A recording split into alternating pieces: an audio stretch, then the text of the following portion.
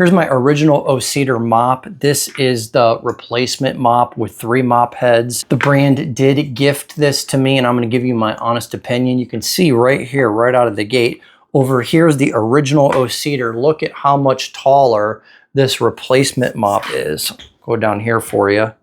So you can see it's a foot longer. The handle's a foot longer. Go ahead and set that there.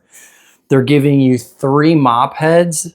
They're giving you the hard plastic piece that these mop heads attach to, and they're also giving you this scrub brush. So let me show you. So here's what it looks like up close. A nice big microfiber head.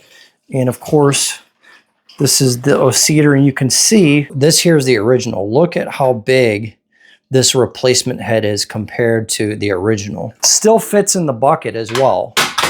So it still fits in there. And just give it a quick spin. And there you have it. And it's taken most of the water out of there. Now we're ready to mop with that. Nice big replacement mop heads on this system. It's a great value. You're getting 3 of those and you're getting the scrub brush. We'll go ahead and pop it back in here. Set it down in there.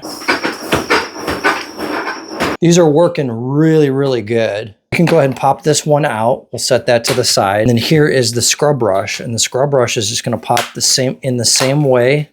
It's like a deck brush. You're going to be able to scrub grout, hardwood floor with that. Down, right? So if you have a real heavily soiled area, scrub it down.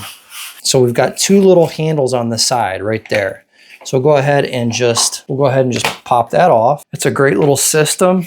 This is a excellent aftermarket replacement mop handle mop head. So if you have the O Cedar system with the bucket here, definitely pick these up as a replacement. It's a longer handle. It is thicker. I feel like it's a better quality, and you're getting the 3 heads and you're getting this deck brush, which is going to come in handy. So they did a great job with this one. That is my quick review, and thanks for watching.